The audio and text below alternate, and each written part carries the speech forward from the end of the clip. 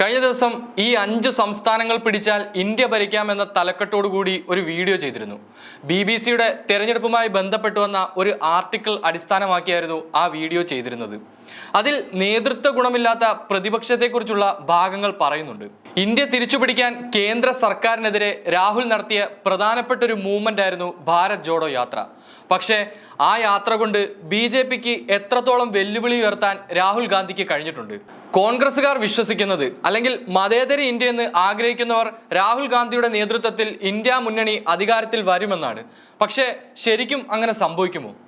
370 മുതൽ 400 സീറ്റ് വരെ ഇത്തവണ BJP നേടുമെന്ന് പരസ്യമായി അവരുടെ നേതാക്കന്മാർ പറഞ്ഞുകൊണ്ടേയിരിക്കുകയാണ്. ഇത്തവണ വീണ്ടും BJP അധികാരത്തിൽ വന്നാൽ ഇനിയൊരു തെരഞ്ഞെടുപ്പും പ്രതിപക്ഷവും ഉണ്ടാകുമോ എന്നതും സംശയമുണർത്തുന്ന കാര്യങ്ങളാണ്. അതുകൊണ്ട് തന്നെയാണ് ഈ തെരഞ്ഞെടുപ്പ് രാജ്യം കണ്ട ഏറ്റവും നിർണായക തെരഞ്ഞെടുപ്പായി മാറുന്നത്.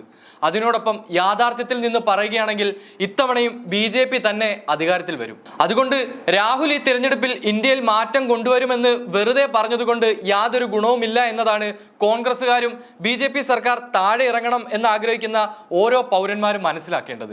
ഇനി പറയുന്നത് പ്രത്യേകം ശ്രദ്ധിക്കുക. India will make every other party A Congress party. India മറ്റെല്ലാ എതിർ പാർട്ടികളെയും കോൺഗ്രസ് പാർട്ടിയാക്കി മാറ്റിക്കളയുമെന്ന് പണ്ടാരോ പറഞ്ഞു കേട്ടിട്ടുണ്ട്. അതായത് എല്ലാം ഒന്നായാൽ അതിനെ കാലക്രമേണ നമ്മൾ കണ്ടുമറന്ന അല്ലെങ്കിൽ കണ്ട് ശീലിച്ച ഒരു പാർട്ടിയാക്കി മാറ്റും. നല്ലതിനു വേണ്ടിയോ ചീത്തയ്ക്ക് വേണ്ടിയോ ഈ മാറ്റം സംഭവിച്ചുകൊണ്ടേയിരിക്കും. അതുകൊണ്ട് എപ്പോഴും ഈ പാർട്ടികൾക്ക് വാഗ്ദാനങ്ങളിൽ മാത്രമേ അത്ഭുതങ്ങൾ കാണിക്കാൻ കഴിയുന്നുള്ളൂ. അതല്ലാതെ വാഗ്ദാനങ്ങൾ നിറവേറ്റുന്നത് ഇന്ത്യയിൽ ഒരു പാർട്ടിയിലും കണ്ടിട്ടില്ല. ആരംഭശൂരത്വം കഴിഞ്ഞാൽ എല്ലാ പാർട്ടികളും നമ്മൾ കണ്ടുമടുത്ത ഒരു പതിവ് രാഷ്ട്രീയ ചിട്ടയിലേക്ക് വഴുതി വീഴുന്നതാണ് കണ്ടിട്ടുള്ളത്. എന്നാൽ ഈ പറഞ്ഞതിൽ തീവ്ര വലതുപക്ഷ പാർട്ടികൾ ഉൾപ്പെടുന്നില്ല. കാരണം റൈറ്റ് വിങ് പാർട്ടികൾക്ക് വ്യക്തമായ ഒരു അജണ്ടയുണ്ട്. അവർക്കൊരു സെക്ടേറിയൻ വിശ്വാസമുണ്ട്. അവരൊരു മതത്തെ അടിസ്ഥാനമാക്കിയോ അല്ലെങ്കിൽ അത്തരത്തിലുള്ള തത്വങ്ങളെ അടിസ്ഥാനമാക്കിയോ വേറെ വഴിമാറി പോകുന്നവരാണ്. അതായത് അടിസ്ഥാനപരമായി അവർ ഡെമോക്രാറ്റിക് അല്ല. അവരെ കുറിച്ചല്ല ഞാൻ പറയുന്നത്, അതല്ലാത്ത മതേതര പാർട്ടികളെ കുറിച്ചാണ്. അത്തരം മതേതര പാർട്ടികൾ എന്ന് പറഞ്ഞാൽ ഉറച്ച ദൃഢനിശ്ചയം ആവശ്യമായ മേഖലയാണ്. അതേസമയം മറുഭാഗത്ത് ഈ റൈറ്റ് വിങ് ഫോഴ്സ് എന്ന് പറയുന്നത് തികഞ്ഞ ആത്മവിശ്വാസമുള്ള ഒരു സംഘടിതമായ മനുഷ്യരുടെ കൂട്ടമാണ്.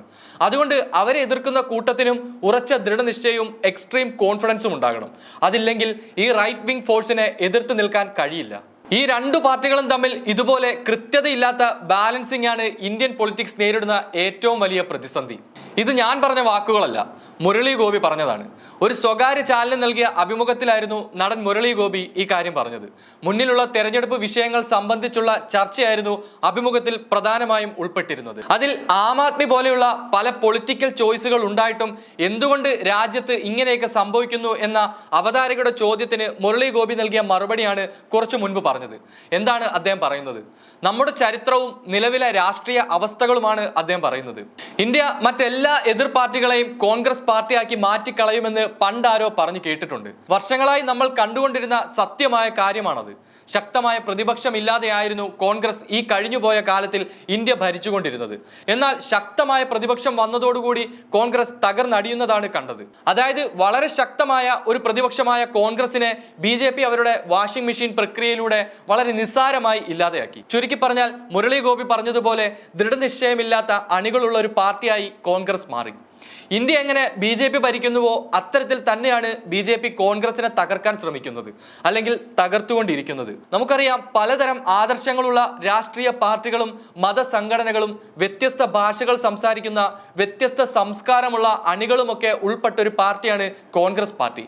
ഏറെക്കുറെ ഈ പാർട്ടിയെ നമുക്കൊരു ഇന്ത്യൻ സംസ്കാരമായിട്ട് തന്നെ കണക്കുകൂട്ടാം.